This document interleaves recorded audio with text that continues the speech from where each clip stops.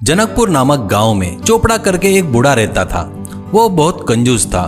वो एक गाड़ी पर मटर समोसा बनाकर बेचता था। मिलावटी तेल, मिलावटी आटा, ऐसे सब मिलावटी सामान से समोसा बनाकर बेचता था।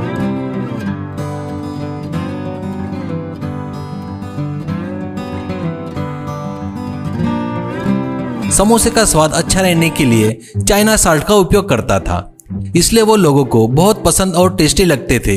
इससे वो मिलावटी सामान से बना है करके उनको पता भी नहीं चलता था। चोपड़ा का सिर्फ समोसे का ही बिजनेस नहीं था, वो ब्याज का धंधा भी करता था। ज्यादा ब्याज से पैसे देकर लोगों से ज्यादा पैसे वसूल करता था। इससे बेचारे उसके पास से ब्याज से पैसे लेने वाले लोग बहुत दुखी होते थे। चोपड़ा खुद कमाए सो पैसा, सोना सब एक अलमारी में छुपा कर रखता था।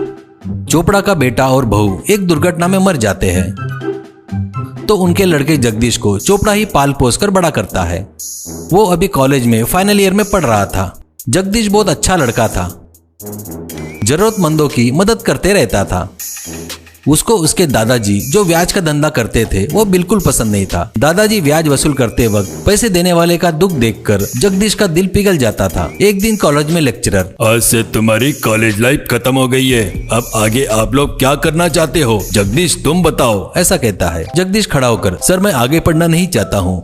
अपने गाँव में बहुत से निपुण लड़के हैं, उनको कुछ न कुछ उपाय बताकर अच्छा रास्ता दिखाना चाहता हूँ, ऐसा कहता है। लेक्चरर, इतना अच्छा पढ़ने वाला तू और आगे नहीं पढ़ना चाहता क्या? कहता है तो जगदीश, सर मैं नॉलेज के लिए ही डिग्री तक पढ़ा हूँ बस, और मुझे किसी के नीचे काम करना पसंद नहीं है। उन लड़कों को कुछ उपाधि दिखाकर उससे आए पैसों से मेरा हिस्सा मांगूंगा, वो मेरे लिए बस है, ऐसा कहता है।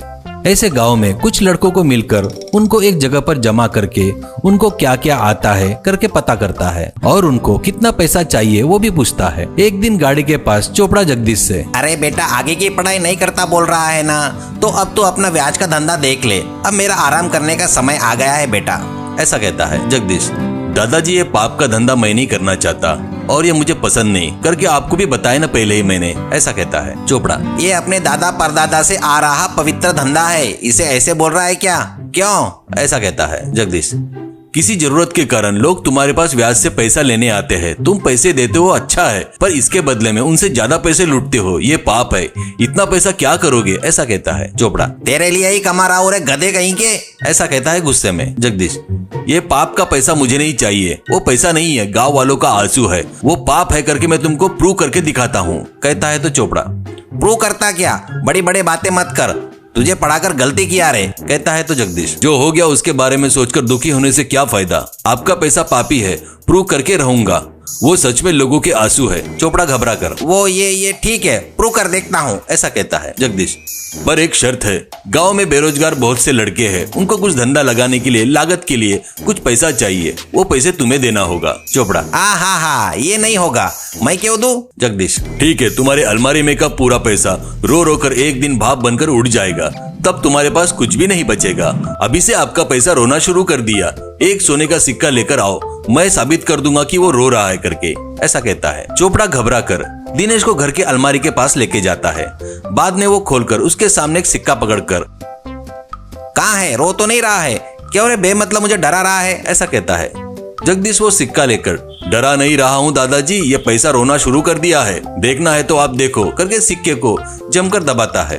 उसमें से पानी की बूंदें निकलती है। वो देखकर चोपड़ा, हे भगवान, हाँ सच में पैसा रो रहा है करके चक्कर आकर गिर जाता है। बाद में वो उठता है तो खटिया पर सोया पड़ा था।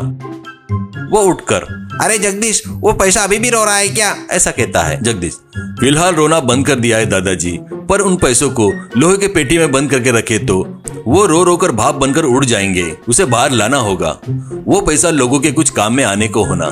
गांव में जो बेरोजगार है ना, उनको उन पैसे से कुछ प्लान बताकर उनको एक रास्ता दिखाना चाहता हूँ। चोपड़ा, उनके धंधे में अगर तेरा हिस्सा रहेगा ना तो दूंगा, ऐसा कुछ है तो बता तो दूंगा, ऐसा कहता है। जगदीश ठीक है कहता है। वैसे वो पैसा लाकर उन लड़कों से साइकिल पंचर रिपेयरिंग की दुकान, बाइक मैकेनिक की दुकान, किराने की दुकान, कपड़ों की दुकान, ऐसे बहुत से दुकान लगवाता है। वो सब बहुत खुश होते हैं। एक लड़का, भैया पैसा रोना बोले तो कैसा भैया, क्या करके आपने आपके दादाजी को यकीन दिलाया भैया, ऐसा कहता है जगदीश।